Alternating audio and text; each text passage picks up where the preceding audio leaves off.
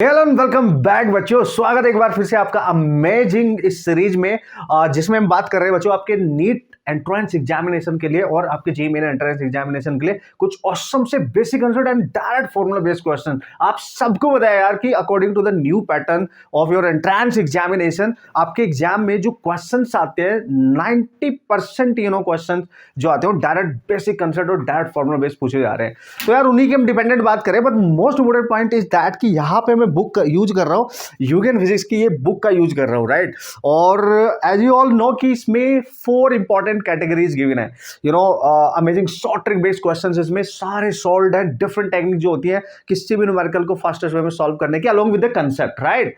Okay, वो तो first priority जैसे मैंने आपको बता रखा है। दूसरी आपकी एनसीईआरटी के almost all the important selected questions इसमें सॉल्व्ड हैं, सॉल्यूशन के साथ हैं, तो एनसीईआरटी की टेंशन फिनिश हो जाती है बस। फिर इसमें कैटेगरी नंबर 3 आती है बच्चों, that is the graphical question, वो भी सॉल्व्ड है, सिलेक्टेड है, तो टेंशन नहीं लेने का। लास्ट कैटेगरी जो है आपकी most important expected and most repeated formula, जो आपके नीट में और जेईई मेंस में जिन पे डिपेंडेंट ऑलरेडी क्वेश्चंस आ चुके हैं उन पे डिपेंडेंट फॉर्मूला बेस्ड क्वेश्चंस हम यहां करेंगे, बेसिक कंसेप्ट बेस्ड क्वेश्चंस हम यहां पे सॉल्व करने वाले हैं। And this is the series जो आपकी हेल्प करेगी इस बुक का कंप्लीट सॉल्यूशन आपके पास होना चाहिए, ठीक है। अगर आप नए हो चैनल पे, राइट, तो देखो यार, अगर आप ड्रॉप स्टूडेंट हो तो अभी आप लेट हो चुके हो, तो इसको आप ऑर्डर बिल्कुल भी नहीं करने का, ये बिल्कुल भी मैं सजेस्ट नहीं करूंगा, राइट। लेकिन अगर आप फ्रेशर हो, क्लास 11th में एंट्री लिया ना, अभी 12th क्लास में एंट्री ले रहे हो ना अभी, राइट, और या 12th क्लास का एग्जाम दिया and then you guys are planning for your first attempt, then this is for you right now. Okay, dropper बच्चे आप बस मेहनत करते रहे,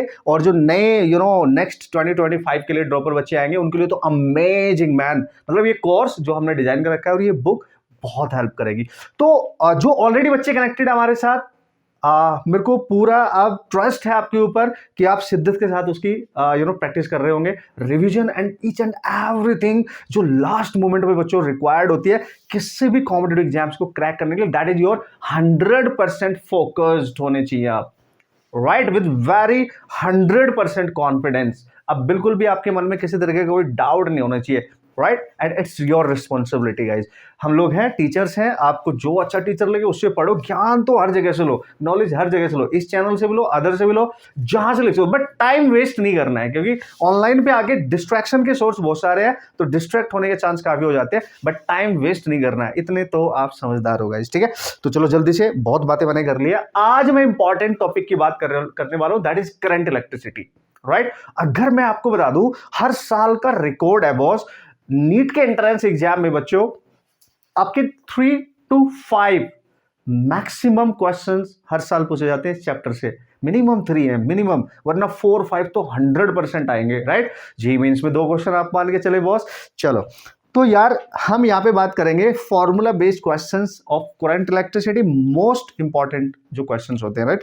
और इसमें मैंने जो इंपॉर्टेंट फॉर्मूला, जो बेसिक क्वेश्चंस आप कर सकते हैं, वेरी इजीली एक्चुअली कर सकते हैं, वो यहाँ पे सिलेक्ट करे हैं, ठीक है। तो कुछ इंपॉर्टेंट फॉर्मूला की लेक्चर में मैं इसको कवर अप करूंगा, देन सेकंड लेक्चर में कंप्लीट चैप्टर आपका कवर अप हो जाएगा, राइट।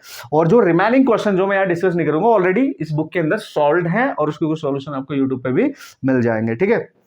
तो चलो, the first formula, first basic concept जिस पे क्वेश्चंस हम करने वाले हैं बच्चों, resistance of a wire as a function of temperature.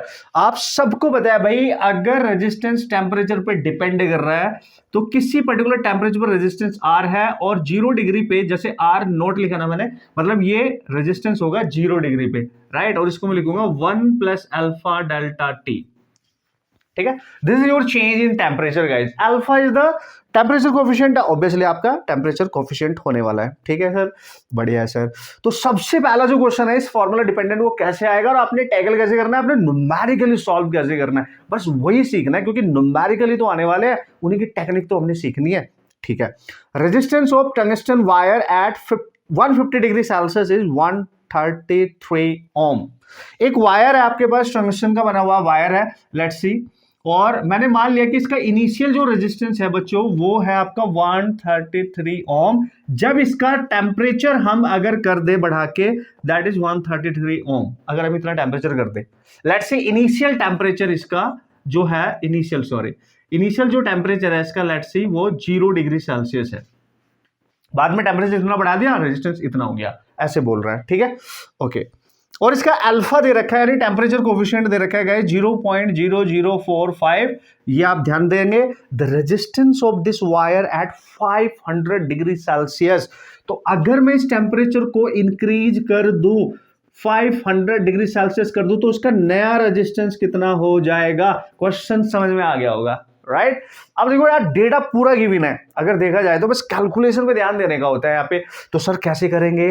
तो देखो, फर्स्ट टेम्परेचर पे फर्स्ट रेजिस्टेंस इक्वेशन का जब आप यूज करोगे ना बच्चों, तो आर टी मतलब जो टेम्परेचर गिवन होगा उसकी जगह हम R1 लिखेंगे, R naught as it is 0 पे है तो एज इट इज रहेगा 1 प्लस अल्फा, अल्फा की वैल्यू 0.0045 इंटू टेम्परेचर डिफरेंस का बच्चों यहां मतलब है डेल्टा टी का। पता है क्या मतलब है यहाँ पे? ये आप ध्यान रखेंगे जरा, डेल्टा टी को आप लिखेंगे T2 माइनस T1, मतलब टी नोट एक्चुअली, है ना? यहाँ पे जो भी टेम्परेचर होगा इनिशियल उसमें से 0 डिग्री को सब्ट्रैक्ट करेंगे तो अल्टीमेटली वो सेम रहेगा। तो T1 अगर हमारे पास कितना है भाई, 1 नहीं, टेम्परेचर कितना दे रखा है? This is 150 guys, sorry, this is 150 degree Celsius.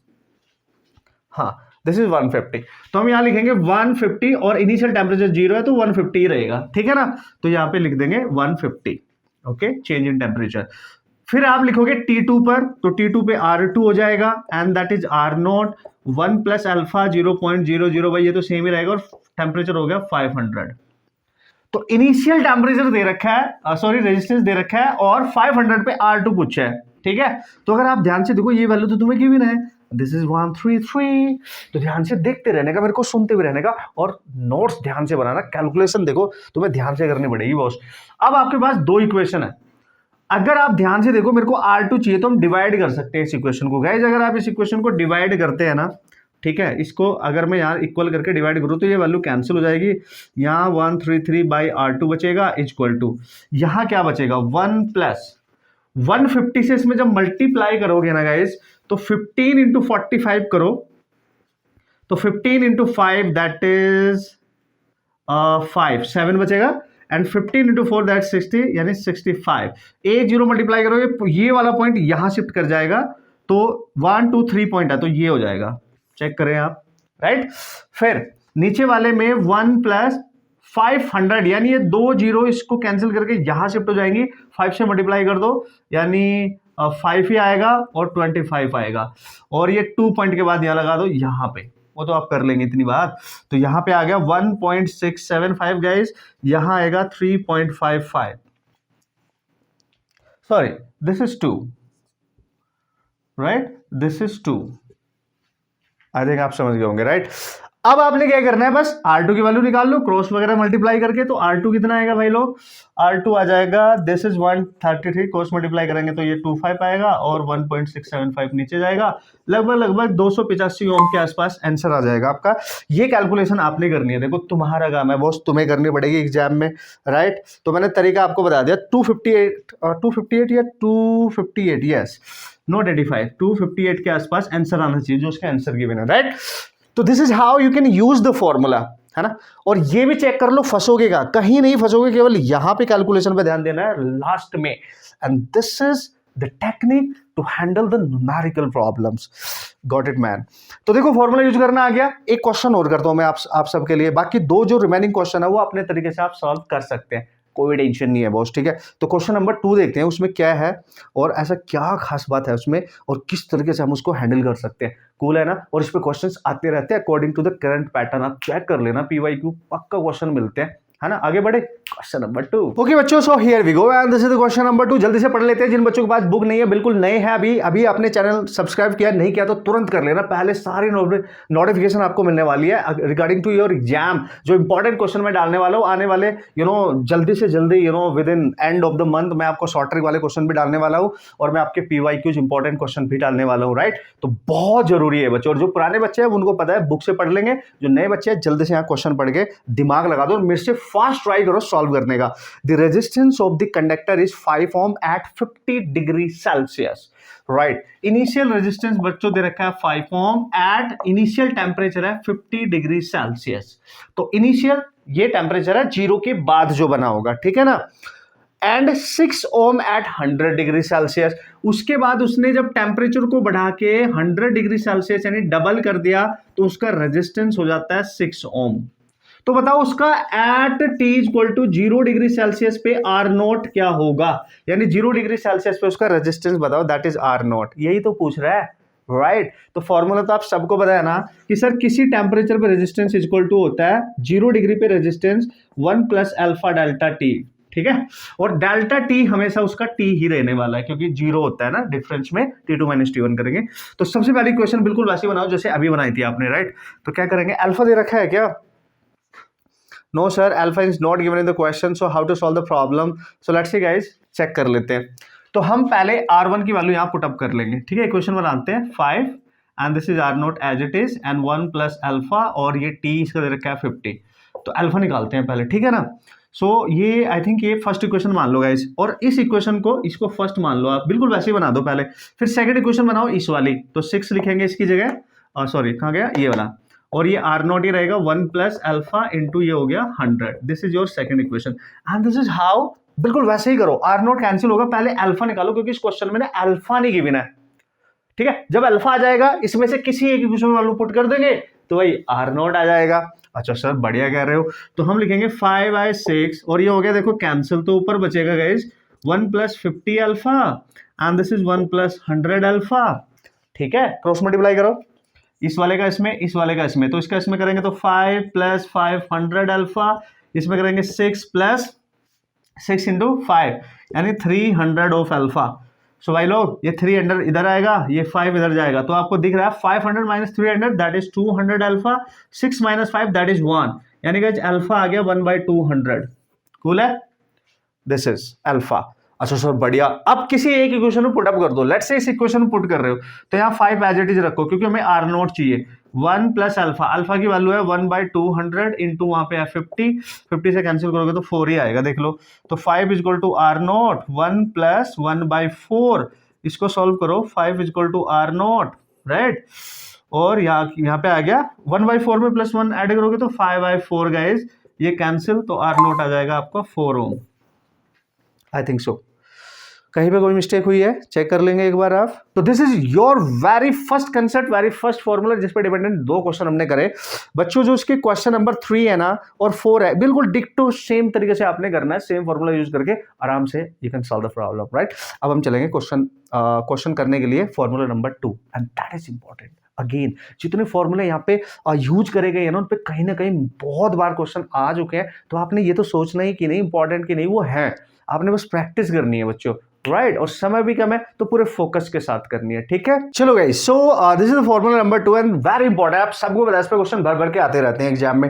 This is the resistance of a wire. Suppose करो कोई वायर है बच्चों आपके पास, और हमें पता है वायर का क्रॉस सेक्शन आप ए मान लो, लेंथ इसकी एल मान लो, और किसी न किसी मटेरियल से बना है तो उसकी रेजिस्टिविटी को रो मान लेंगे। सो वायर है तो इसका रेजिस्टेंस आप सबको पता है रो एल बाई ए होता है।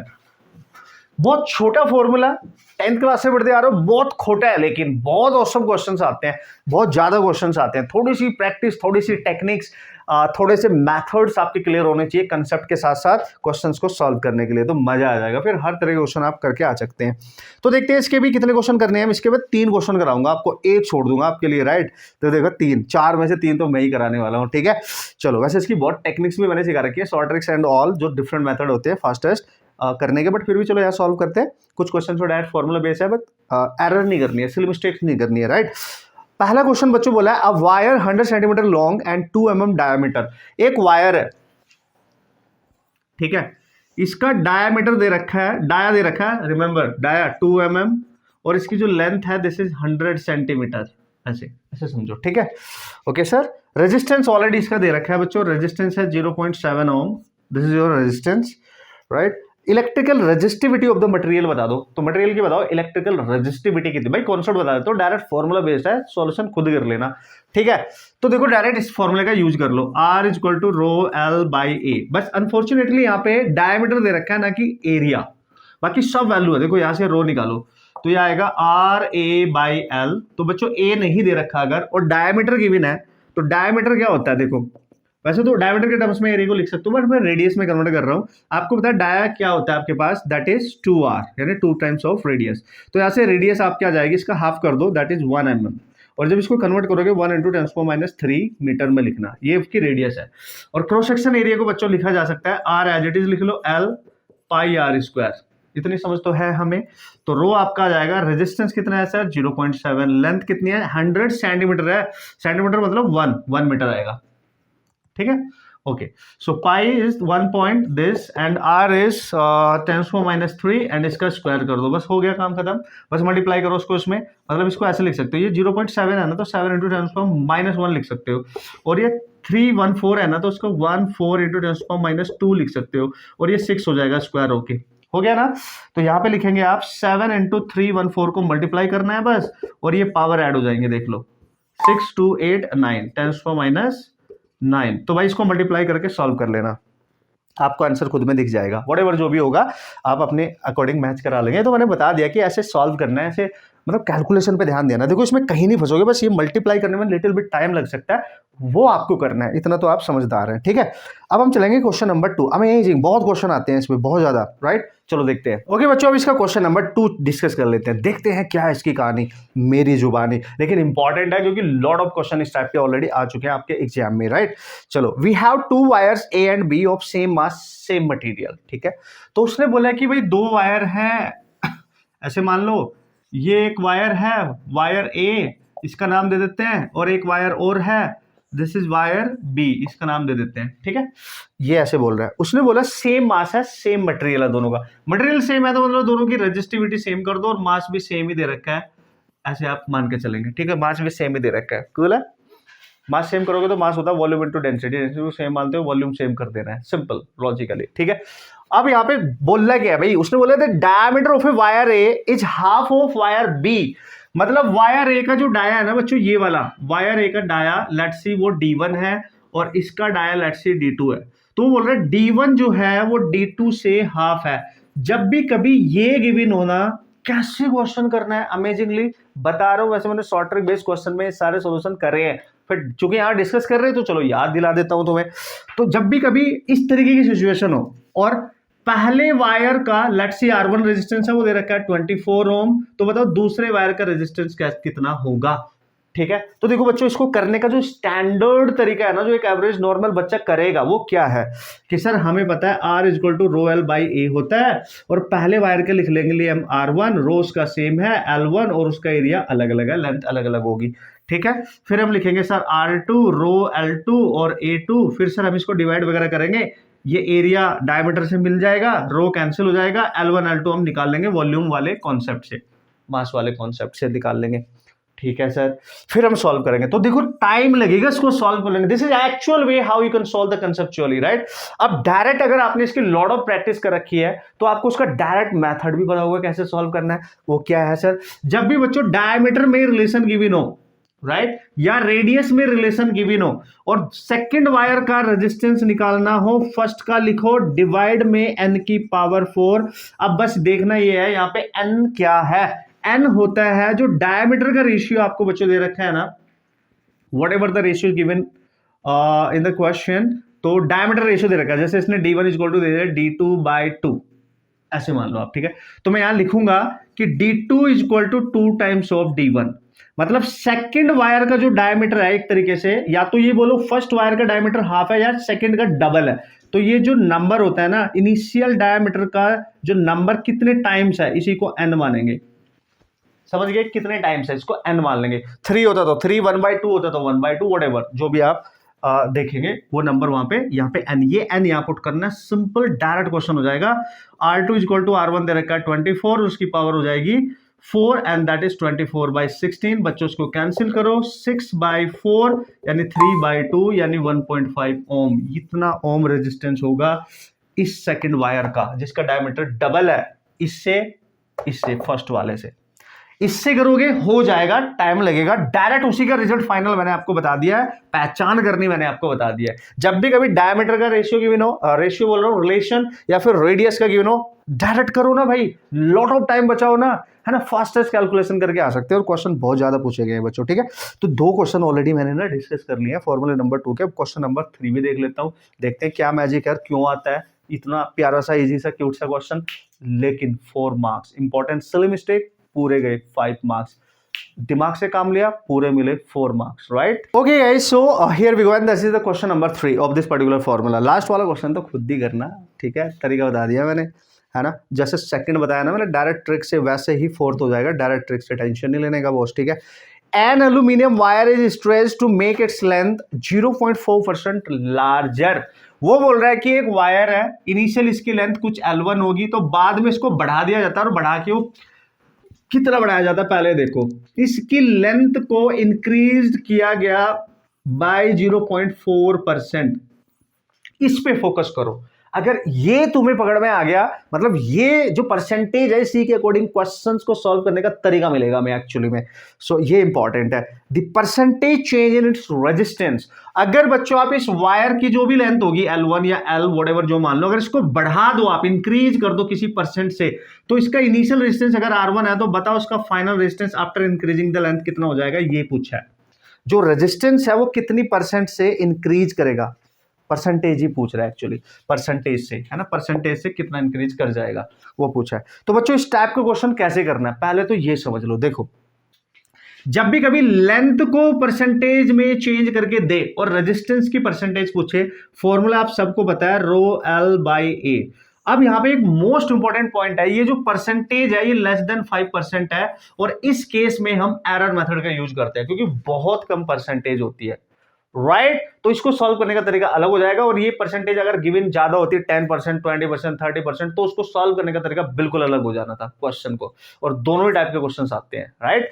तो ये मैं यहाँ पे समझा रहा हूं आपको, इसका दूसरा तरीका मैंने ऑलरेडी बुक में भी दे रखा है, और आपको यूट्यूब पे मिल जाएगा कि अगर बिगर परसेंटेज गिवन हो तो उसको फास्टेस्ट कैसे सॉल्व कर सकते हो विदाउट लेंथी कैलकुलेशन।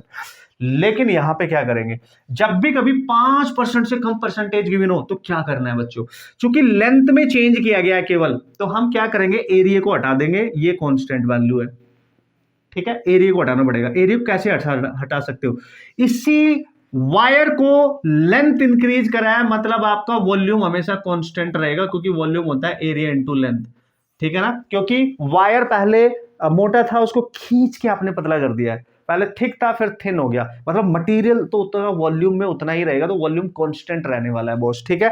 तो हम क्या करेंगे बच्चों, वॉल्यूम बनाने के लिए एल से ऊपर मल्टीप्लाई कर दो, एल से नीचे, तो एरिया इंटू लेंथ, देख लो, आर इज इक्वल टू रो, यहां बन गया एल स्क्वायर, और ये हो गया वॉल्यूम वी, ये भी कांस्टेंट ये भी कांस्टेंट, यानी जो आर है वो केवल इस पे डिपेंड करेगा, और इसी में चेंज किया गया। याद करो एरर एंड इट्स मेजरमेंट वाले क्वेश्चंस हम कैसे करते थे, तो यहां पे आर एल की पावर 2 पे डिपेंड कर रहा है। अगर इसको परसेंटेज में लिखोगे तो आप लिखते थे delta R over R into 100% equal to, ये दोनों कांस्टेंट, पहले पावर मल्टीप्लाई करते थे, फिर लिखते थे delta L over L into 100%। देखो छोटा है लेकिन खोटा है, कंसेप्ट वाइज गलती हो सकती है, बच्चों ने देखा वो तुरियल दे रखी है डायरेक्ट निकाल लेते हैं, नहीं कन्वर्ट करना, तो 2 इंटू ये परसेंटेज दे रखी है आपको 0.4%, and this is 0.8%, and here we go, this is your required percentage, जो लेंथ को इंक्रीज करने से हो जाएगी रेजिस्टेंस में, राइट। चलो समझ गए होंगे आप, इस तरह के क्वेश्चन आएंगे ना, ध्यान से रखना, मैंने कॉन्सेप्ट आपको बता दिया। और लास्ट का जो क्वेश्चन नंबर 4 है ना, खुद ट्राई करना, शॉर्ट ट्रिक से करना, एक्चुअल मेथड से करना, जो भी आपको लगे शॉर्ट ट्रिक से ट्राई करना, यूट्यूब पे मिल जाएगा, बुक के अंदर तो है, जिनके पास ऑलरेडी बुक है, कूल है सर। फॉर्मूला नंबर 3 पे पहुंच गया हूं मैं, ठीक है। वेरी इंपॉर्टेंट 2 फॉर्मूले हैं यहाँ पे, फॉर्मूला नंबर 3 में boss, very important basic concept formula, जिस पे क्वेश्चंस ऑलरेडी पूछे जाते रहे हैं, पूछे जाते रहेंगे और पूछे जाएंगे, ठीक है ना। चलो ओके बच्चों, तो ये है क्वेश्चन नंबर, पहले देख लेते हैं फॉर्मूला नंबर 3, और कौन सा है, रेजिस्टिविटी ऑफ वायर, ये वाला फॉर्मूला आपको याद होना चाहिए, हमेशा सपनों में आना चाहिए। And relation between electric current and drift velocity, cool है। कंटिन्यूटी इक्वेशन इलेक्ट्रिसिटी वाली बहुत इंपॉर्टेंट, मैक्सिमम क्वेश्चन पूछे जाते हैं भाई। तो पहला फॉर्मूला जिस पे क्वेश्चन करने वाले हम रेजिस्टिविटी का, that is m over n e square tau, सब कुछ पता है ना, ये रेजिस्टिविटी को रिप्रेजेंट करता है, m इज द मास, जो भी चार्ज पार्टिकल होगा, n उसकी electron density, number of electrons per unit volume, this is called as electron density, वो लिखा हुआ है इसमें, right. And this is e charge है, और ये रिलैक्सेशन टाइम है। दूसरा फॉर्मूला है बच्चों, current is equal to n e A v d, very very very very important, ठीक है। करंट है, ये इलेक्ट्रॉन डेंसिटी है, ई आपको पता है एरिया ऑफ क्रॉस सेक्शन है, ये क्या है, ये है ड्रिफ्ट वेलोसिटी, वी डी यानी ड्रिफ्ट वेलोसिटी। तो इन पे क्वेश्चन इस पे आए या फिर इस पे आए, बहुत ज्यादा चांस होता है। तो यहाँ पे मैं कितने क्वेश्चन डिस्कस करने वाला हूँ सर, देखो भाई, क्वेश्चन नंबर 1 और क्वेश्चन नंबर 5 क्वेश्चन है इस पर्टिकुलर फॉर्मूलाज के, तो उनमें से हम 2 करनेंगे, 3 क्वेश्चन बिल्कुल डिक्टेटिव फॉर्मूला, वही बिल्कुल फॉर्मूला बेस्ड है, वैल्यू पुट करके सॉल्यूशन ही करना होगा, जस्ट करके मैं दिखा देता हूँ, ठीक है। चलो क्वेश्चन नंबर 1 देखते हैं। तो भाई लोग इसका क्वेश्चन नंबर 1 है क्या, a current I is passing through a wire two section having two section P and Q of uniform dia D and D by two. मतलब दो सेक्शन है, अगर ये एक वायर ऐसे दे रखा है, सपोज करो ये सेक्शन P है, ये सेक्शन Q है, ऐसे बोल रहा है। यहां पे अगर डाया D है तो ऑब्वियसली इससे कम दे रखा है यहाँ पे D/2, इतना तो समझ में आता है। और इसमें करंट पास कर रही है, ऐसे करंट I पास यहां से एंटर करके यहां से बाहर निकलेगी ऑब्वियसली, देख लो, ठीक है। Okay okay, if mean drift velocity of electrons in the section P and Q is denoted by Vp respectively, then वो बोल रहा है अगर यहां पे जब इलेक्ट्रॉन एंटर करेगा उसकी वेलोसिटी है Vp और यहां से जब निकलेगा तो उसकी वेलोसिटी है Vq। सेक्शन Q पे Vq, सेक्शन P पे Vp, क्योंकि यहाँ डायर ज्यादा है, मतलब एरिया ज्यादा है, यहाँ पे एरिया कम है, तो अलग अलग वेलोसिटीज है। अगर तो बताओ Vp और Vq में बच्चों क्या रिलेशन होने वाला है, ठीक है ना। अब देखो कैसे करते हैं ऐसे क्वेश्चन, देखो तुम्हें क्लियर नजर आ रहा है कि यहाँ पे करंट के रिस्पेक्ट में बात कर रहा है और वो जो करंट है वेलोसिटी के रिस्पेक्ट में बात की जा रही है, तो यही फॉर्मूला काम आएगा ना भाई। ये तो तुमने क्वेश्चन पढ़ के ही सोच लेना है ना यार, क्वेश्चन की लैंग्वेज उसका डेटा ही बता देता है कि क्या क्या डेटा गिवन है और कैसे यूज करो, ठीक है। ओके, तो हम यूज करेंगे NEAVD, कूल है। अब अगर आप देखो यहां पे करंट तो इसमें सेम ही है, यहां से जो एंटर कर रही है वही यहां से निकल रही है, करंट सेम हो गई, इलेक्ट्रॉन डेंसिटी सेम रहने वाली है, चार्ज भी सेम ही रहने वाला है क्योंकि चार्ज पार्टिकल तो वही है, तो ये तीनों सेम हो गए। मतलब इसका प्रोडक्ट जो होगा एरिया इंटू वीडी का वो कांस्टेंट हो गया एक तरीके से। मतलब यहाँ पे जो वीडी है ना बच्चों वो इनवर्सली प्रोपोर्शनल है एरिया की, बस ऐसे समझो। और एरिया ऑफ क्रॉस सेक्शन होता है आपका पाई आर स्क्वायर लिखो या डायमीटर के टर्म्स में पाई डी स्क्वायर बाई 4 लिखो, तो area is directly proportional to D square. तो हम यहाँ ये भी तो लिख सकते हैं कि जो वेलोसिटी है वो directly inversely proportional to D square है कि नहीं। एरिया की जगह ये लिख दो यार, समझ गए ना। मतलब हम लिखेंगे सेक्शन, देखो इनवर्सली है तो सेक्शन P पे वेलोसिटी ओवर सेक्शन Q पर इक्वल टू, चूंकि इनवर्सली है तो D2 ऊपर जाएगा यानी Q ऊपर जाएगा और P नीचे रह जाएगा और इसका स्क्वायर हो जाएगा, ठीक है। तो Vp ओवर VQ, ठीक है सर। सर DQ पे क्या है डायमीटर D/2, यहाँ पे क्या है D, तो यहाँ लिख देंगे D/2 और नीचे D पहले से ही है, कैंसिल बच्चों 1/4, तो VQ आ गया 4 times of Vp, cross multiply करोगे ना जब आप, आई थिंक यही होना चाहिए भाई लोग, हाँ ठीक है यही है। VQ 4 टाइम्स है या VP 1/4 है VQ का, ठीक है ना। कर लेंगे, कैलकुलेशन देख लेना, कंसेप्ट देख लेना, सब कुछ समझ लेना, बाकी तुम्हारी रिस्पॉन्सिबिलिटी रहेगी बॉस। क्वेश्चन नंबर 2 हो जाएगा इसी तरीके से। क्वेश्चन नंबर 3 क्वेश्चन नंबर 3 करना चाहिए मेरे को, चलो यार करके ही दिखा देता हूँ, तुम भी क्या याद रखोगे, ठीक है ना। उसने बोला at room temperature copper has free electron density, तो जब इलेक्ट्रॉन डेंसिटी दे दे तो हमें पता हो तो N होता है भाई, तो दे रखा है 8.4 इंटू 10⁻28 पर मीटर क्यूब, क्योंकि इलेक्ट्रॉन डेंसिटी है, number of electrons per unit volume, इसलिए पर मीटर क्यूब, ठीक है। The copper conductor has a cross section, वो भी दे दिया, एरिया सब कुछ तो दे दिया यार, तो आप खुद भी कर लेते हैं इसको तो। And carries A current, current भी दे दिया यार 5.4 एम्पियर। O3 ड्रिफ्ट वेलोसिटी निकालो, O3 ये तो डायरेक्ट फॉर्मूला बेस है सर, यस। तो I इक्वल टू NEAVD, सब कुछ इस डेटा के अकॉर्डिंग पता चल रहा है, यही फॉर्मूला यूज होगा। तो I की वैल्यू पटक दो 5.4, N की वैल्यू बोल दो 8.4 इंटू 10 प्लस का 28, राइट। E की वैल्यू नॉन है सर 1.6 होती है, 10⁻⁹ होती है, सॉरी 19 होती है। एरिया सर नॉन है 10⁻⁻⁶। और क्या निकालना है सर, VD निकालना है, बस ये तुमने सॉल्व कर लेना है, कुछ नहीं करो यार, पहले पावर चेक कर लो फिर डिवाइड करके कैंसिल वैंसिल हो ही जाएगा, टेंशन मत लो, ठीक है। अपने आप आ जाना आंसर, ठीक है, कर लोगे ना यहाँ से, कर जरूर लेना बॉस, ठीक है। हाँ बता दिया मैंने, देखो वैसे तो तुम कर सकते थे, कैलकुलेशन ही करनी है यहाँ पे, एडजस्टमेंट टाइप है। अब एक लास्ट क्वेश्चन, क्वेश्चन नंबर 5 में डिस्कस कर लेता हूँ फटाक से, कूल। हाँ जैसे मैं यहाँ इनकम्प्लीट छोड़ रहा हूँ ना, इसको तुमने नहीं करना है, तुमने पूरा सॉल्व करना है, इजिली दिख रहा है तुम्हें, सॉल्व हो जाएगा। 16 है, 54 है, डिवाइड करना है, ये पावर प्लस है, इनको ऐड करना है, इसमें सब्ट्रैक्ट हो जाएगी, सॉल्यूशन आ जाएगा, टेंशन नहीं है। चेक करके मेरे को आंसर जरूर बता देना फटाक से, ठीक है। ओके बच्चों, तो बात ऐसी है कि इस फॉर्मूला नंबर 3 की यानी कंसेप्ट नंबर 3 का हम 5th क्वेश्चन यानी एक लास्ट क्वेश्चन और अटेम्प्ट कर लेते हैं तो ज्यादा बेटर रहेगा। उसने बोला in a conductor if the number of conduction electrons per unit volume, फिर से N की वैल्यू दे दी, N की वैल्यू दे दी बॉस, दैट इज 8.5 इंटू 10⁻28 अगेन पर मीटर क्यूब, ठीक है sir. And mean free time दे दिया उसका, मीन फ्री टाइम यानी उसका रिलैक्सेशन टाइम दे दिया टाउ, टाउ से डिनोट करते हैं ना, तो ये होता है 25 fs। जो f है ना जी उसको बोलते हैं फेमटो, यानी यहाँ पे लिखा हुआ है फेमटो सेकेंड, ठीक है, ये इसकी यूनिट। और फेमटो सेकंड जब होता है ना बच्चों, उसको सेकंड में कन्वर्ट करो, क्योंकि 1 फेमटो इक्वल टू होता है 10⁻⁻15, तो ये सेकंड में कन्वर्ट हो जाएगा, ध्यान देना। इसी पे इंपॉर्टेंट है कि femto is what, femto is equal to 1 10⁻⁻15 seconds, right, small unit.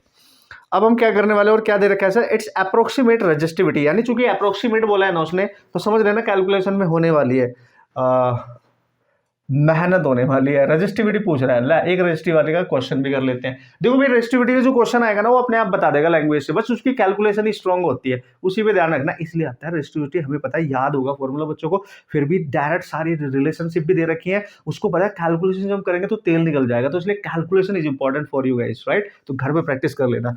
Resistivity का फॉर्मूला अभी बताया था मैंने, m/ne² टाउ, आई थिंक। तो हम लिख देंगे यहाँ मास कितना दे रखा है, अगर मास ना गिवन हो, वैसे इसमें दे रखा है वो बात कर रहा था इलेक्ट्रॉन की, और मास ना गिवन हो तो आप सबको पता है बच्चों 9.1 इंटू 10⁻31 यही होता है। और n की वैल्यू तो दे रखी है 8.5 इंटू 10⁻28 इंटू, देखो भाई ये क्वेश्चन आते हैं कैलकुलेशन की वजह से, ये ध्यान रखना, ठीक है ना, आया हुआ क्वेश्चन है। और e की वैल्यू 1.6 इंटू 10⁻19 छोड़ मत देना इंटू, ठीक है। और क्या बचा सर, टाउ, यानी 25 इंटू 10⁻15। तो बच्चों उसने अप्रोक्सीमेट पूछा, और अच्छी बात यह है कि जो डिजिट वाली वैल्यू जब इनको सॉल्व करेंगे आप, तो उनको सॉल्व करने के बाद आपने केवल पावर्स की फॉर्म में बताना है आंसर, अप्रोक्सीमेट जो पावर है उसकी फॉर्म में बताना है आंसर, ठीक है। तो बेसिकली उसने बोला अप्रोक्सीमेट रेजिस्टिविटी आओ किस ऑर्डर की होगी, तो यहाँ ऑप्शन में दे रखा है 10⁻6, जबकि इसका कुछ न्यूमेरिकल वैल्यू भी आएगा, बट उसने पावर वाला ही टर्म पूछा है आपसे केवल।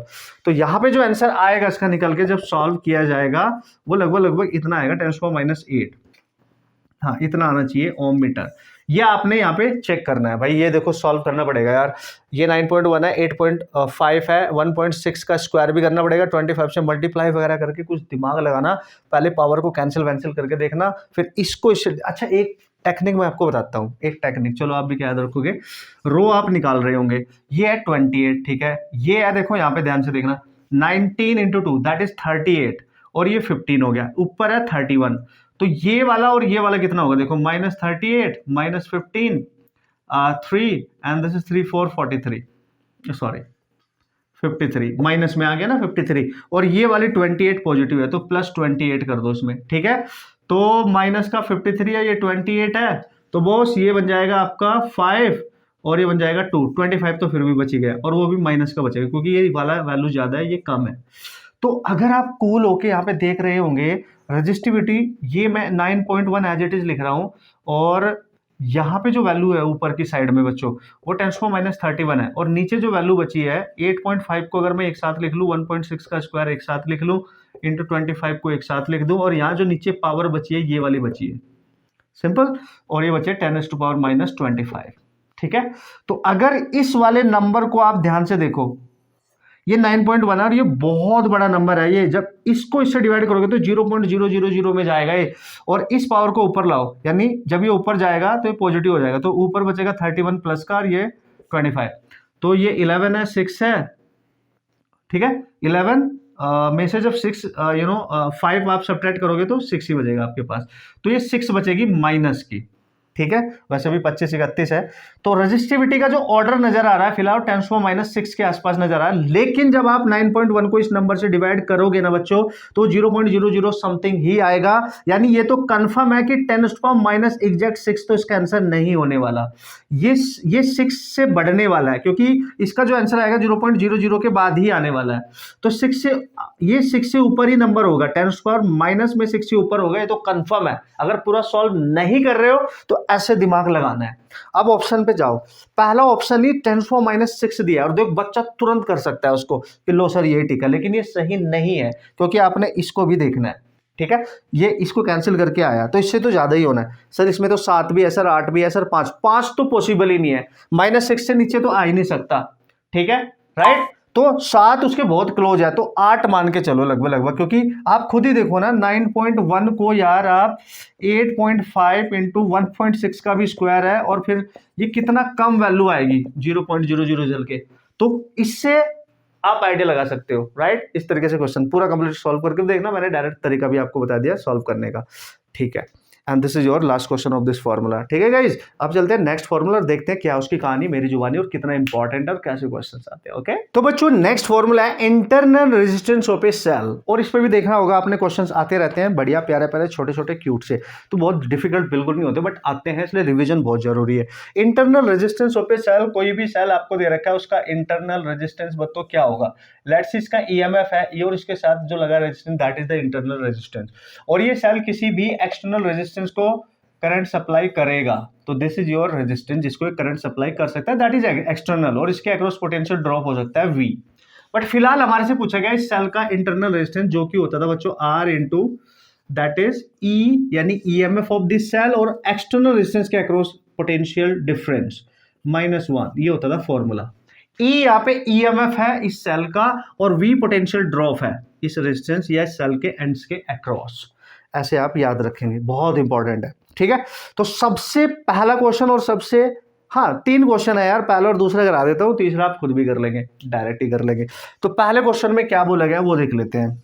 तो बच्चों पहले क्वेश्चन में बोला गया the potential difference across the terminals of A battery is 50 volt. बात समझो, मैं आपको समझा रहा था अभी, इस बैटरी के टर्मिनल ये प्लस ये माइनस और ये, ठीक है, इसके across let's see A B potential difference दे रखा, वो क्या होगा भाई, जो इसका रेजिस्टेंस है ये वाला यहां से यहां तक, ये वाला रेजिस्टेंस के एंड ये और ये सेम ही तो रहेगा पैरेलली, तो यहां पे ये एक्चुअली में आपको V की वैल्यू दे रखी है, क्योंकि यही है यहां से यहां तक पोटेंशियल डिफरेंस, ठीक है। तो एक्चुअली में V की वैल्यू दे रखी है 50 वोल्ट, पहले तो ये समझ लो, ठीक है sir. When 11 ampere current is drawn, और एक चीज और समझो, ये तब है मैं सर्किट बना रहा हूं बच्चों, यहाँ पे ये सर्किट आप ध्यान से देखेंगे, लेट्स सी, ठीक है। तो V दे दिया आपको, ये वाला V है, और यहां से करंट आ रही है I1, इसका EMF E है, इसका रेजिस्टेंस R मान लेते हैं। तो I1 कुछ करंट दे रखी है 11 एम्पियर आई थिंक, हाँ 11 ampere, okay, when 11 ampere current is drawn, ठीक है। तो जब V1 की वैल्यू मान लो, यहाँ पे V1 दे रखा है आपको 50 वोल्ट, तो इस तरीके से क्वेश्चन है यहाँ पे, मतलब 2 कंडीशन बना रहा है। तो अगर 2 कंडीशन बना रहा है तो कैसे बनाएगा, दूसरी कंडीशन देख लेते हैं। और अगर वो बोलता है अगर इसी सेम बैटरी या सेल के अक्रॉस पोटेंशियल ड्रॉप चेंज हो जाए, कितना सर, पोटेंशियल ड्रॉप बच्चों दे रखा है आपको 60 वोल्ट, और करंट निकाले इससे 1 एम्पियर की, तो 1 एम्पियर की करंट आ रही है, इसको I2 मान लो, और इसके अक्रॉस जो वोल्टेज ड्रॉप हो गया वो V2 हो गया। तो आप यहाँ पे ध्यान से देखो, दोनों वैल्यू पूछी है EB और RB, जब दोनों पूछी जाए ना, मतलब 2 करंट गिवन है, 2 वोल्टेज गिवन है, तो स्टैंडर्ड फॉर्मूले से यूज नहीं करेंगे, आप डायरेक्ट इसके थ्रू जा सकते हैं। अगर आप इसका यूज करना चाहते हैं तो कर सकते हैं, वैसे ऐसा कुछ भी नहीं है, राइट। तो चूंकि यहाँ करंट दे रखी है तो हम करंट वाले मेथड के थ्रू ही जाने की कोशिश करेंगे, हमें यहाँ पे इसको वैल्यू को हटाना पड़ेगा क्योंकि 2 अननोन है, ठीक है।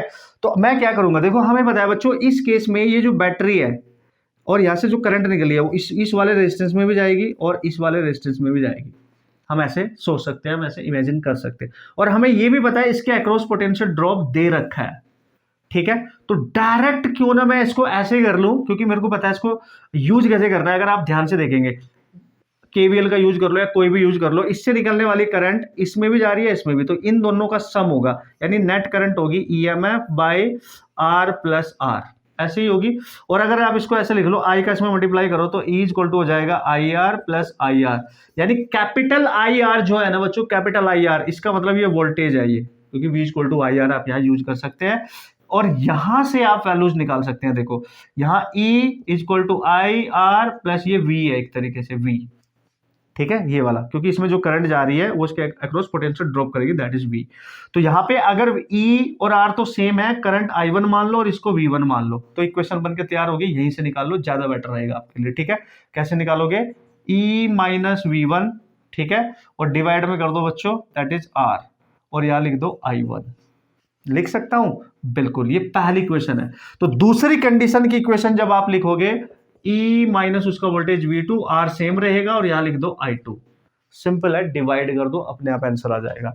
दोनों इक्वेशन को जब डिवाइड करोगे तो R से R कैंसिल हो रहा है, देख लो, और ये बाई ये, यानी E minus V1 by E minus V2, और यहां बचेगा I1 बाई I2, ठीक है।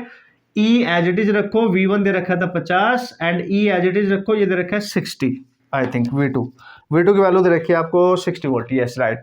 और ये दे रखा है 11 और I2 दे रखी है 1। क्रॉस मल्टीप्लाई करेंगे तो E minus 50 equal to E minus 60, और यहाँ पे 11 है, 11 से मल्टीप्लाई कर देना, दिख रहा होगा आपको, ठीक है। अब यहाँ पे लिखेंगे आप E माइनस 50 सर, और इसका 11 का मल्टीप्लाई करो, 11E माइनस एंड 660, यस। इसको इधर लेके आओ, ई को इधर लेके जाओ, तो 11E माइनस ई यानी 10E बचेगा, और ये जो 60 इधर आके प्लस होगा, यानी 60 माइनस 50 करना, और यहाँ पे आ जाएगा आपके पास 10 ऑफ ई गाइज, और 60 में से 50 यानी ये 10 बचेगा, और यहाँ 10E हो जाएगा, ये हो गया कैंसिल 0, तो E आ गया बेटा 61 volt, right, this is 61 volt. तो यहाँ पे जो ईएमएफ होना चाहिए ना इस सेल का, दैट इज 61 वोल्ट। अगर ई आ गया ना तो इस ई की वैल्यू किसी एक इक्वेशन में पुटअप कर दो, आंसर बनेगा, किसी में भी कर दो। सेकंड इक्वेशन में करो जिसकी करंट I2 यानी 1 एम्पियर दे रखी है, तो बस हो गया। देखो इसमें जब पुट करोगे तो ई दे दिया, ई तो आ चुका है 61, और जो V2 दे रखा था वो दे रखा था 60, और नीचे R है जो निकालना था, और I2 की वैल्यू दे रखी थी 1, तो यहाँ से देखो डायरेक्ट आ रहा है R इक्वल टू 1 ओम।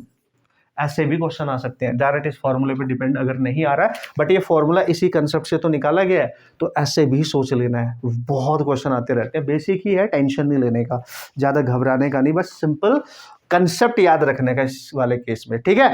अब एक क्वेश्चन मैं आपको फॉर्मूले वाले तरीका का बता देता हूं, तो आपको समझ में आ जाएंगे क्वेश्चंस को कैसे डील करना होता है, ठीक है ना। चलो क्वेश्चन नंबर 2 की बात करते हैं। Okay guys, so question number 2 भी देख लेते हैं भाई, है ना। चलो, उसने बोला potential difference in open circuit for a cell is 2.2 volt. Open circuit की बात कर रहा है, पोटेंशियल डिफरेंस इतना दे रखा है। जब ओपन सर्किट की बात करें ना बच्चों, तो मतलब एक सेल है, उसका इंटरनल रेजिस्टेंस होगा E और ये R, और इसके अक्रॉस कोई भी रेजिस्टेंस अगर कनेक्ट है लेकिन वो ओपन सर्किट है, तो मतलब इस कंडीशन में इसका ईएमएफ लॉस नहीं होगा, तो ये E की वैल्यू दे रखी है 2.2 वोल्ट। जब भी वो बात करें ओपन सर्किट, करंट जीरो मानी जाएगी। तो इसमें जो इस कंडीशन में ओपन सर्किट में जो वोल्टेज गिवन है, चूंकि हमें पता नहीं चलेगा कि V गिवन है कि E, लेकिन ओपन सर्किट कंडीशन में E है, ये E की वैल्यू है, बस ऐसे समझो। When a 4 ohm resistor is connected between its two electrodes, यहां पे अगर हम सेल है, चूंकि है इसका इंटरनल रेजिस्टेंस इसके साथ ही लिखते हैं, वो बोल रहा है अगर यहां पे एक्सटर्नल रेजिस्टेंस कनेक्ट कर दिया जाए R, दैट इज 4 ओम, है ना, 4 ही दे रखे है ना, एक बार चेक कर लिया जाए बॉस, हाँ 4 ohm. Potential difference becomes 2 volt. तो अब इसका जो E है वो चेंज हो जाता है, और इसके अक्रॉस एंड्स के जो पोटेंशियल डिफरेंस है बच्चों V, यानी वो 2 वोल्ट हो जाता है। ध्यान देने का बॉस, ठीक है।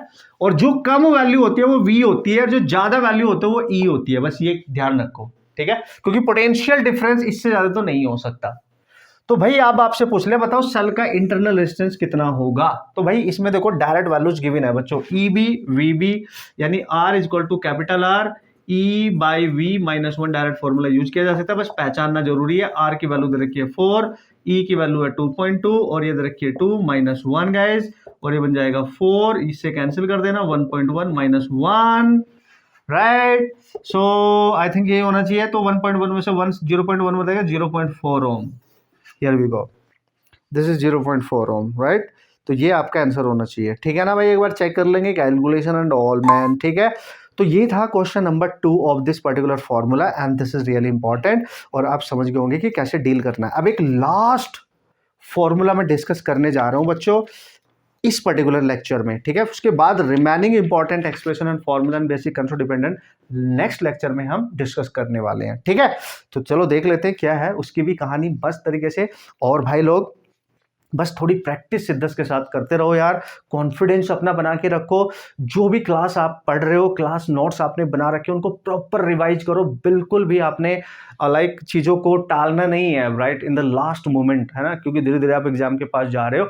मैं हमेशा बात कर रहा हूँ कि डाउट्स क्लियर करते रहना, अपने टेस्ट जो दे रहे हो उनके डाउट्स क्लियर करके उनको लिखो कि मेरे से कौन सा क्वेश्चन हुआ है, कौन सा नहीं हुआ है, कहाँ पे किस टाइप की एरर हुई है। तो इस तरीके से आप अपनी एक्यूरेसी बढ़ाते जाएंगे और आपका कॉन्फिडेंस बढ़ता जाएगा। और जितने ज़्यादा क्वेश्चन एक दिन में सॉल्व कर सकते हो, जो भी कर सकते हो, न्यूमेरिकल सॉल्व करो। जो फिजिक्स केमिस्ट्री की खासकर मैं बात करूँ, मैथ्स वाले बच्चे मैथ्स वाले की बात करूँ, क्योंकि उससे क्या होगा, आपकी प्रैक्टिस बहुत स्ट्रॉन्ग बनी रहेगी, दिमाग बिल्कुल अच्छे से काम करता रहेगा और आपका जो accuracy ratio in automatically increase कर जाएगा, राइट। बाकी ये सॉल्यूशन मैं आपको दे ही रहा हूं, उसकी आप प्रैक्टिस इस बुक से करते रहे। ओके बच्चों, कमान, चलो चलते हैं नेक्स्ट इंपॉर्टेंट कंसेप्ट फॉर्मूले पे। चलो भाई लोग, यहाँ पे दिया है internal resistance of a cell of potentiometer. अब की बार जो सेल यहाँ पे पोटेंशियोमीटर वाले कंसेप्ट का यूज करके ही इंटरनल रेजिस्टेंस की बात कर रहा है, और तुम्हारे दिमाग में तुरंत कॉन्सेप्ट आ ही जाना चाहिए, राइट। याद करो, कुछ इस तरीके का सर्किट हम यूज करते थे। एक मेन सेल होता था, फिर उसके साथ एक रेजिस्टेंस होता था, और फिर यहाँ पे पोटेंशियोमीटर वायर हम यूज कर लेते थे, ठीक है। लेट्स ये बी पॉइंट है, ये ए पॉइंट है, फिर इधर एक सब सर्किट होता था। This is your main circuit, इसकी battery EMF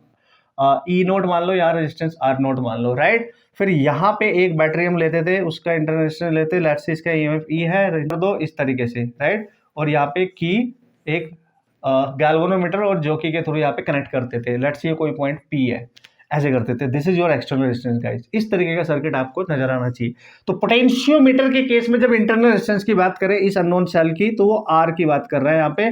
this is how you can solve the problem. पहली बात, जब भी पोटेंशियोमीटर को सेल की internal resistance of cell of potentiometer की बात करें, तो फॉर्मूला आपको तुरंत पता होना चाहिए बच्चों। R is equal to capital R, जहां पे E बाई V था वहां पे L1/L2 लिखना है, -1 सिंपल। L1 जो फर्स्ट बैलेंसिंग लेंथ होगी, L2 जो सेकंड बैलेंसिंग लेंथ होगी, बस ये आपको कैलकुलेट करना आना चाहिए। अगर डायरेक्ट नहीं गिवन है तो कैसे सॉल्व करेंगे ये पता होना चाहिए। R आपका एक्सटर्नल रेजिस्टेंस है। तरीका मैंने थोड़ा सा याद दिला दिया आपको कैसे यूज करना है, ठीक है। पहला क्वेश्चन देखते हैं इसका। उसने बोले एक डेनियल सेल है, is balanced on 125 centimetre length of A potentiometer. जो डेनियल सेल है उसको बैलेंस किया जा रहा है ऑन 125 सेंटीमीटर लेंथ, मतलब इनिशियल लेंथ दे दी बच्चों आपको 125 सेंटीमीटर, बैलेंसिंग लेंथ बोला मैंने L1 L2 को, right. Now the cell is short circuited by the resistance 2 ohm, मतलब इस सेल के अक्रॉस ये एक शॉर्ट सर्किटेड करने का मतलब एक एक्सटर्नल रेजिस्टेंस यहाँ पे यूज किया गया है, यानी वो आर की वैल्यू दे रहा है, दैट इज 2 ओम, ठीक है।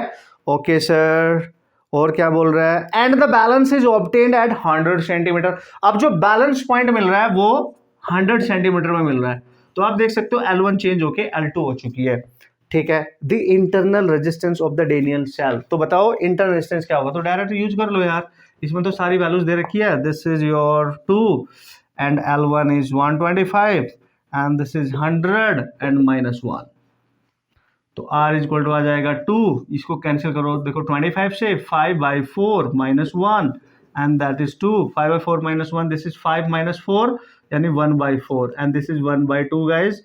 तो R की वैल्यू 0.5 ओम मिल जाएगी, I think so 0.5 ohm. This is how you can use the formula. Imagine करो, पढ़ो आराम से, कितना इजी क्वेश्चन होता है, बट फॉर्मूला बेस्ड होता है, पहचान करनी आनी चाहिए। कैलकुलेशन में जल्दी करने के चक्कर में मिस्टेक मत कर देना, सिर्फ मिस्टेक होने के बहुत चांस होते हैं। जितने क्वेश्चन आसान होते हैं बच्चों, उतने ज्यादा गलती होने के चांस भी होते हैं, इसीलिए इंपॉर्टेंट है, इसलिए ध्यान से करना है, ठीक है।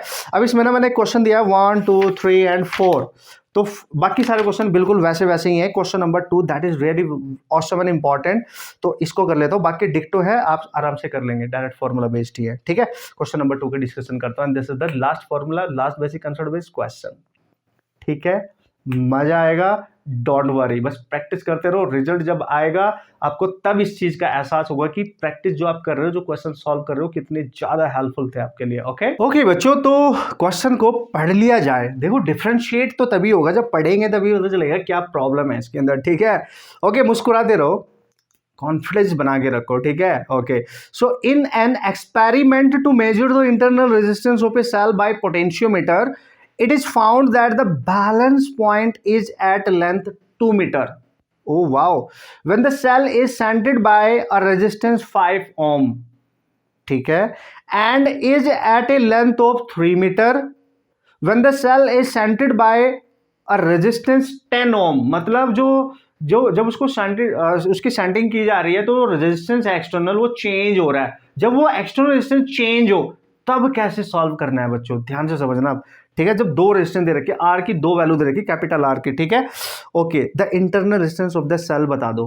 तो देखो यहां पे क्या बोला है बच्चों की एक लेंथ आपको इनिशियली 2 मीटर दे रखी है और उस पर रेजिस्टेंस दे रखा है आपको बैलेंसिंग लेंथ 5 ओम। फिर पहली कंडीशन, फिर दूसरी कंडीशन पे लेंथ हो चुकी है आपके पास, दैट इज 3 मीटर, और उस पर जो रेजिस्टेंस दे रखा है आपका दैट इज 10 ओम। तो आप ध्यान से देखो, यहाँ दो रेजिस्टेंस है, जब जब हम फॉर्मूला यूज करेंगे R/L1/L2 - 1, तो चूंकि दो रेजिस्टेंस तो दो इक्वेशन बनानी पड़ेंगी, हमें समझना पड़ेगा यहाँ L1 L2 की वैल्यू है क्या, ये L1 L2 यहाँ है क्या। तो बच्चों एक चीज याद रखना है, ये इनिशियल बैलेंसिंग लेंथ ये आपकी आफ्टर सम चेंजेस जब हम वहां पे करते हैं उसकी बैलेंसिंग नेक्स्ट बैलेंसिंग लेंथ आती है आपके पास। तो इस टाइप की कैटेगरी में आपने क्या करना होता है इक्वेशन बनाने के लिए, इनिशियल जो लेंथ होगी जब इस फॉर्मूले को आप अप्लाई करोगे उसको हम एल मान लेते हैं, एल नॉट मान लेते हैं फॉर जब ओपन सर्किट था। फॉर अगर मैं डायग्राम दोबारा से बनाऊंगा ना, आप इसको ओपन सर्किट की कंडीशन मान के इमेजिन करके चल सकते हैं। जब वो की होगी ना जिसको हम गैल्वेनोमीटर के साथ कनेक्ट करते हैं, ठीक है, वो ओपन होगी। फॉर स्विच कर लो या की ले लो, की इज ओपन। कैसे सर, देखो मैं थोड़ा सा दिखाता हूं आपको। तो यहाँ पे तो मेन सर्किट था आपका ये वाला, इसको हम ई नोट मानते थे, इसको आर नोट, फिर यहाँ पे हम वायर लेते थे पूरा का पूरा, ठीक है, this is A this is B, ध्यान से देखना भाई। और यहाँ पे एक सर्किट, एक ईएमएफ ले लिया, एक रेजिस्टेंस ले लिया, एक्सटर्नल रेजिस्टेंस ले लिया गाइज। और यहाँ पे अगर हम इसको कनेक्ट करना है तो यहाँ गैल्वेनोमीटर के साथ कनेक्ट करेंगे, ये की होगी, इसको आप टच करोगे इसके साथ, ठीक है, ऐसे, ठीक है, टच करोगे तो सर्किट कंप्लीट कराने के लिए। और अगर ये आर यहाँ पे इससे डिस्कनेक्ट रह गया, ओपन रह गया, की ओपन रह गई, ठीक है, तो फिर वहां पे हमें देखना पड़ता है कि इनिशियल लेंथ कितनी है उसकी ओरिजिनली, ठीक है। लेकिन इसके साथ इसको कनेक्ट करेंगे तो फिर उसी के अकॉर्डिंग हम लेंथ लेते हैं। तो की जब इनिशियली ओपन है उसकी इनिशियल लेंथ एल नॉट मान लेते हैं, और उसी कंडीशन में जो बैलेंसिंग लेंथ ऑब्जर्व करोगे इसको ये मानेंगे। मतलब इन दोनों कंडीशन के लिए इनिशियल जो लेंथ मानोगे ना आप इसकी, वो एल नॉट माननी है, तब इक्वेशन बनानी है बच्चों। कैसे, देखो पहली कंडीशन में इक्वेशन बनेगी, यहां से R निकालना है तो पहले इसको एज इट इज रखो, equal to R1 initial length इसके लिए L नॉट, और ये जो L2 है इसके लिए जो L1 लिखी है वो है एक्चुअली, तो 2 - 1, ठीक है। फिर सेकेंड कंडीशन के लिए, इस वाली कंडीशन के लिए R तो R ही रहेगा, R2 हो जाएगा, और जो उसकी इनिशियल लेंथ है वो L नॉट ही है ओपन कंडीशन में, और जो उसका लेंथ है बैलेंसिंग वो हो चुकी है 3 मीटर और -1। तो यहां से आपने पहले L नॉट निकालना है, उस L नॉट की जो वैल्यू आएगी किसी एक इक्वेशन पुट कर देना, आंसर आएगा। तब यहां पे इसको देखो, आप देख सकते हो ये वैल्यू तो सेम ही है, तो इनको इक्वेट कर दो। तो R1 की वैल्यू कितनी है sir, R1 this is 5 this is 10, तो यहां लिखेंगे 5, इक्वेट कर रहा हूं मैं L nought by 2 -1 equal to, इसके equal 10 into L nought by 3 -1, ठीक है भाई। और इससे कैंसिल कर दो, 2 हो जाएगा। यहाँ पे लिखेंगे L nought by 2 -1 that is 2 L nought by 3 -2। अब तो सिंपल सी कैलकुलेशन करनी है बॉस, इस 2 को इधर लेके आओ, इसको इधर लेके जाओ, तो 2 माइनस का इधर प्लस हो जाएगा, यहाँ -1 है तो 1 बचेगा, इक्वल टू यहाँ बचेगा 2 L nought by 3 -L nought by 2। Done sir, done. अब यहाँ क्या बचेगा बच्चों, आप ध्यान से देखो, 2 to 4, ये देखो 2 to 4 L नॉट -3, ये 3 है तो 3 L नॉट और बाई हो जाएगा 6, तो यहाँ बचेगा L नॉट बाई 6, एक तरीके से अगर देखा जाए, ठीक है। तो 1 इज इक्वल टू आ रहा है L नॉट बाई 6, यानी L नॉट आ रहा है 6, जो भी होगा सेंटीमीटर, इनिशियली लेंथ उसकी इतनी होगी, मीटर रहेगी, सेंटीमीटर, मीटर है भाई, मीटर में है। अगर L नॉट आपने निकालनी है सॉल्व करके तो किसी एक इक्वेशन में पुट कर दो, इसमें करो, देखो तो R की वैल्यू निकालनी है तो यहां जाएगा 5, R1 की जगह L नॉट आ गया 6 बाई 2 -1, तो बच्चों R इज इक्वल टू 5, ये हो गया 3 -1 एंड दैट इज 2, 2 into 5 10, यानी this must be 10। In this case the resistance of this potentiometer wire is 10 ohm, right. Internal resistance है ना, this is important, internal resistance of the cell, sorry in potentiometer जो cell का internal resistance होगा that is 10 ohm। ऐसे imagine करना है, ऐसे logic लगाना है, इस तरीके से फॉर्मूला अप्लाई करके क्वेश्चन सॉल्व कर सकते हो। तीसरा क्वेश्चन जो है ना बच्चों, question number 3 and question number 4 direct formula based है, you can solve, don't worry about that, और आप कर सकते हैं। नेक्स्ट इसके 4 इंपॉर्टेंट एक्सप्रेशन और है, उनको हम नेक्स्ट लेक्चर में कवर करेंगे, 2 लेक्चर में चैप्टर आपको कवर हो जाएगा। बाकी क्वेश्चन आप बच्चों करते रहेंगे, उम्मीद करता हूं प्रैक्टिस आप करेंगे शिद्दत के साथ, जो आप टाइम यहाँ पे दे रहे हो उस टाइम का बेस्ट यूटिलाइजेशन करके जाएंगे, कुछ ना कुछ सीखेंगे बहुत अच्छे तरीके से। और यार बच्चों, अगर आपको ये चीजें समझ आती हैं, आपकी हेल्प करती हैं, तो दूसरों की हेल्प करने के लिए लाइक जरूर किया करो, मेरे को बताया करो कमेंट करके, एंड जो बच्चे नए हैं तुरंत चैनल को सब्सक्राइब करके रखो, क्योंकि बहुत औसम चीज आपको मिलने वाली है। जो फ्रेशर है आपके लिए तो बहुत मस्त होने वाला है, राइट। और बस प्रैक्टिस करते रहना। दुआ मैं यही करूंगा आप सबके लिए, आपका बहुत अच्छा स्कोर हो फिजिक्स में। पूरी मैं कोशिश करूंगा आपको न्यूमेरिकल सॉल्व करना सिखा दूं कंसेप्ट के साथ साथ, क्योंकि कंसेप्ट बिल्डिंग तो आप साल भर से कर रहे हैं, मैं उनको रिवाइज कराता रहूंगा, लेकिन न्यूमेरिकल टेक्निक आपको आनी चाहिए अल्टीमेटली। ओके बच्चों, हंसते रहो, खुश रहो, और जो भी सीख रहे हो उसको अप्लाई करो, and that is the most important thing. जब आप लिख के उसको करोगे तो आपका दिमाग उसको कंसीव करेगा for a long term, long time, right. चीजें आपको जल्दी भूलेंगे नहीं, आप उनको याद करोगे अगर आप लिख लिख के प्रैक्टिस करोगे। ओके बच्चों, ऑल द बेस्ट।